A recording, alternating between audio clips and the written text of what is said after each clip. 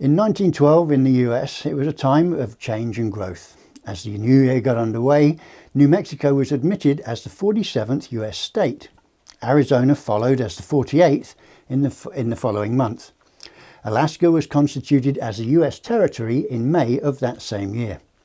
Now, many people the world over were absolutely stunned in April when a new British ocean liner by the name of HMS Titanic, a vessel touted as being completely unsinkable, struck an iceberg and sank on its maiden voyage between Southampton, England, and New York, claiming an estimated 1,636 lives.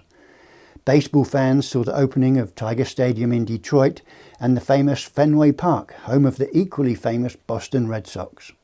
It was also the year in which the sleepy town of Villisca in Iowa was irrevocably placed on the map, and for all the wrong reasons. But before we get into the main story, I'd like to ask you, if you haven't already, to please subscribe to this, my new channel, and once done, please put the notifications bell into a headlock and wait for it to tap out, giving you full access to send notifications as and when new content is uploaded by yours truly. Now, without further ado, let's get into today's story, which I must caution you at the beginning, does include some pretty nauseating and harrowing details. This is the story of the Villisca Axe Murders, here on the flip side.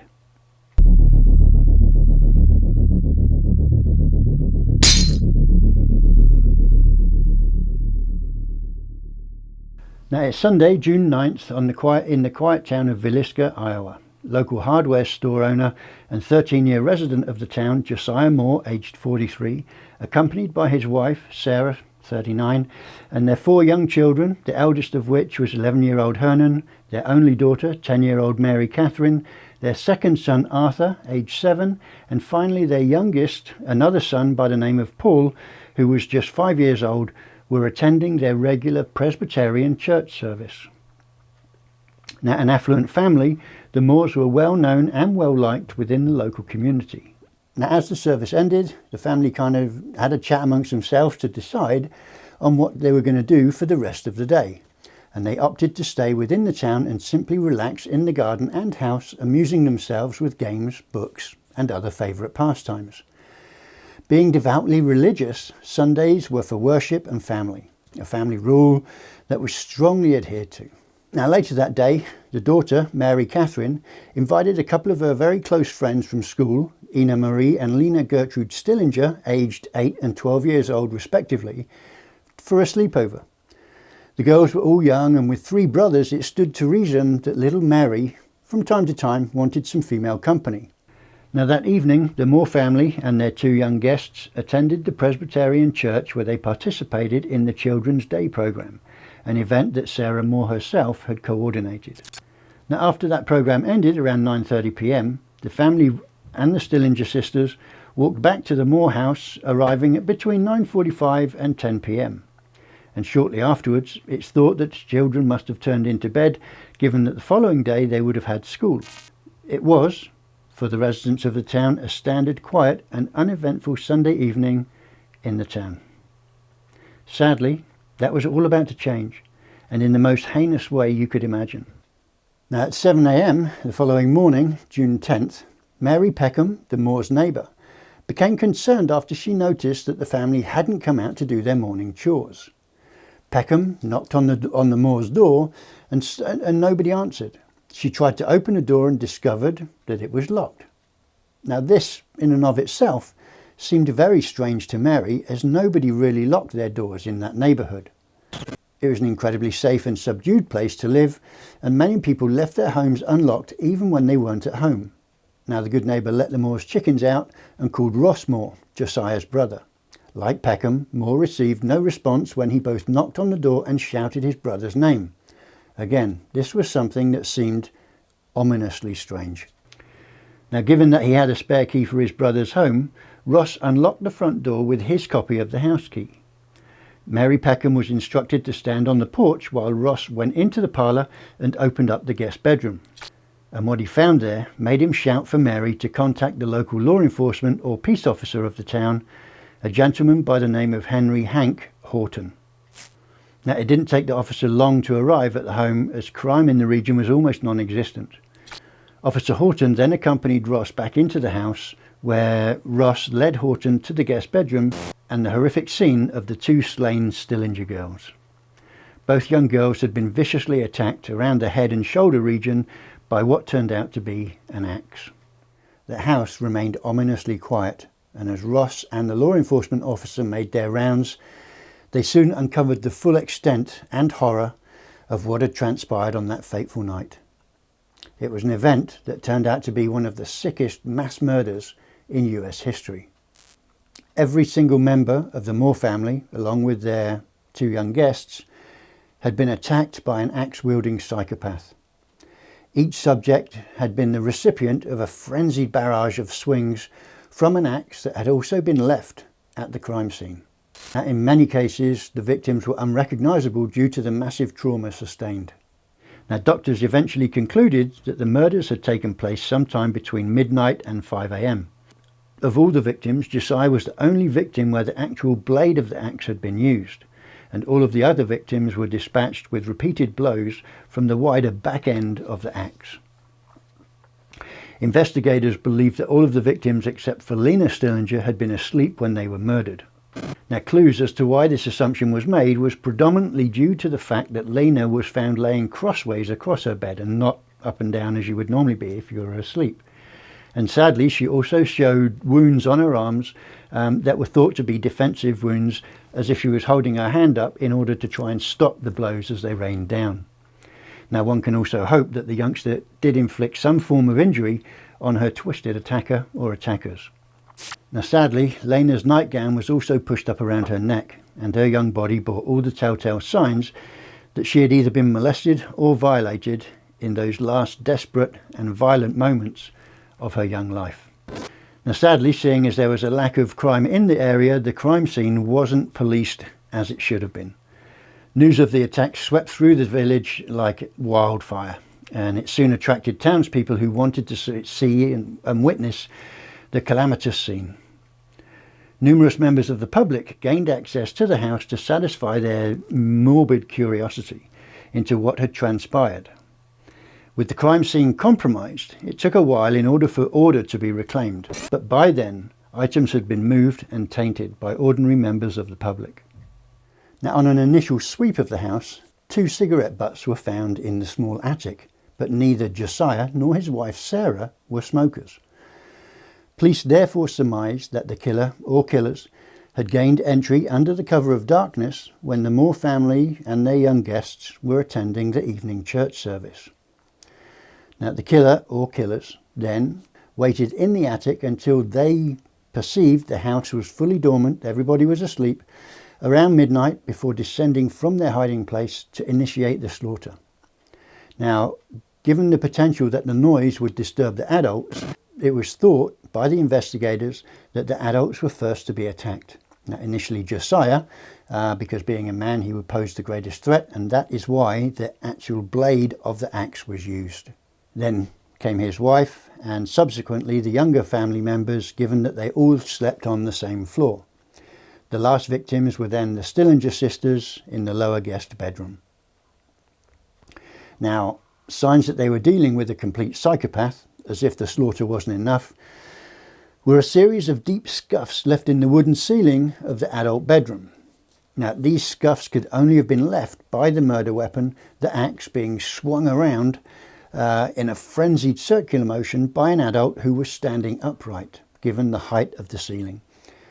Additionally, it was suggested that once all of the victims had been subdued, the killer or killers then revisited each one of the corpses to inflict further damage. So who could have carried out such a heinous crime? Now, over time, a number of possible suspects emerged, and these included English-born George Kelly, a travelling reverend who was in Villisca on the night of the murders. Local residents were aghast that the man of the cloth could be implicated in such a horrific incident. Alas, all was not as it seemed when it came to George Kelly. It was rumoured that Kelly had suffered a breakdown as an adolescent and had taken to a life of a travelling man of God after having been accused of lewd conduct towards numerous young ladies he came into contact with as part of his preaching activities. Kelly had arrived in Villisca on June 8th, and after offering to help at the local church, he was asked to oversee the Children's Day service that Sarah Moore herself had organised. So he would have interacted with the family and the Stillinger sisters as part of that service. Now Kelly mysteriously left town just before dawn of the 10th of June, just a few hours prior to the discovery of the frenzied attack.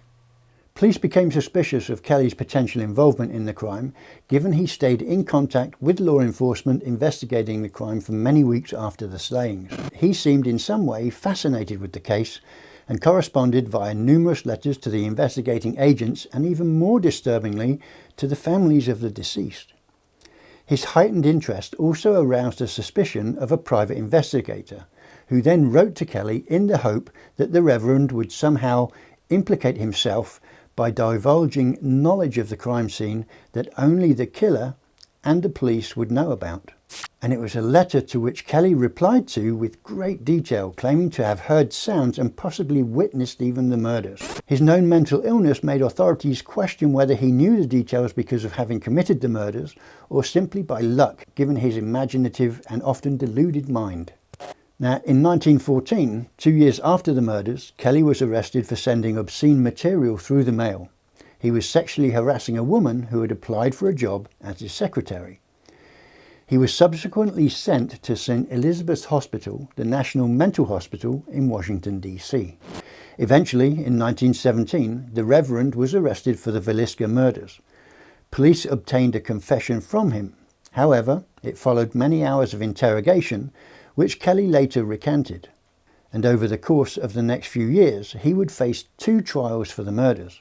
The initial trial ended with a hung jury, and the second ended with his acquittal due to a lack of evidence. Now, many people at the time suggested that he, Kelly, was the only plausible perpetrator of the crime and that he'd simply gotten away with murder. Now, another high-profile suspect was a town resident by the name of Frank F. Jones. Not only was Jones a one-time employer of Josiah Moore, but he was also an Iowa State Senator. Now, Josiah had worked for Jones in his hardware store for many years before leaving to open up his own store in the small town. And given the success of Moore's business, it was thought that the reduced income experienced by Jones, which also included Moore landing the exclusive John Deere dealership in this small farming and rural community, as being enough to drive Jones to want to eliminate his competition. It was also rumoured around the close-knit community of Villisca that Moore had also been carrying on an illicit relationship with Jones's daughter-in-law, but there was no evidence to corroborate that allegation. It was thought by the investigators that Jones had hired the services of a stone-cold killer by the name of William Blackie Mansfield in order to silence the Moore family. Now, 9 months prior to the slaying in Villisca, a similar case had occurred in Colorado Springs, and a further 2 axe murder crimes were also then reported in Ellsworth, Texas, and Paola, Kansas. All 3 of these cases bore enough similarities to the Moore family killings to suggest that they could have been committed by the same lunatic. The murders in Colorado Springs of the Wayne family, H.C. Wayne, his wife, young child, along with house guest Mrs. A.J. Burnham, were closely related in execution to those in the Moore house. In the Colorado Springs killings, the victims were all found to have been dispatched using an axe. Now, at that crime scene, bed sheets had been used to cover the windows to prevent passers-by from looking in. Now, at the Moore house, the murderer had hung aprons and skirts to cover the windows to avoid people from looking in on the scene. As in the murders in Villisca, the murderer in the Colorado Springs crime also wiped the blood from the murder weapon and covered the heads of the victims with bedclothes. Additionally, a series of axe murders along the South Pacific Railroad between 1911 and 1912 were also suggested as being tied into these gruesome killings. Now, investigating the string of crimes, a private detective by the names of James Newton Wilkerson, assigned to the Burns Detective Agency in Kansas City, had Mansfield pinged as the main suspect.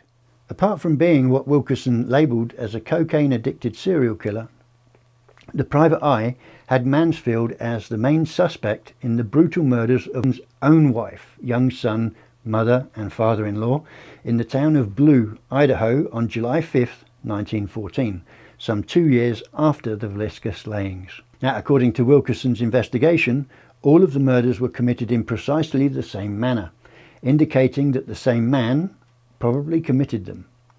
Wilkerson stated that he could prove Mansfield as being present in each of the differing crime scenes on the night of the murders. Now, in each murder, the victims were hacked to death with an axe, and the mirrors in the homes were covered. A burning lamp with the chimney off was left at the foot of the bed, and a basin in which the murderer washed was found in the kitchens. Now, in each case, the murderer avoided leaving fingerprints by wearing gloves, which Wilkerson believed was strong evidence that the man was indeed Mansfield, who knew that his fingerprints were on file at the federal military prison in Leavenworth. Now, Wilkerson managed to convince a grand jury to open up an investigation in 1916, and Mansfield was arrested and brought to Montgomery County from Kansas City. Payroll records, however, provided an alibi that placed Mansfield in Illinois at the time of the Villisca murders. He was released for a lack of evidence and subsequently won a lawsuit that he brought against Wilkerson and was duly awarded the sum of $2,225. Now, Wilkerson believed that pressure from the previously mentioned Iowa State Senator Frank Jones resulted not only in Mansfield's release, but also in the subsequent arrest and trial of Reverend George Kelly. Now, one last twist in the suggestion that Mansfield was indeed the killer. A restaurant owner by the name of R.H. Thorpe from Shenandoah, Iowa, identified Mansfield as the man he saw the morning after the Villisca murders boarding a train in the nearby town of Clarinda. Now, after a brief dialogue, the man that Thorpe identified as Mansfield said he had walked from Villisca. Now, if that meeting and discussion could have been proven to have taken place, the testimony would have disproved Mansfield's alibi. Sadly, given that this case happened over 109 years ago, there's little hope that it will ever be solved. Whoever indeed was sick enough to have perpetrated this slaughter has long since taken that secret to their grave. So there you have it, folks, the Villisca Axe Murders.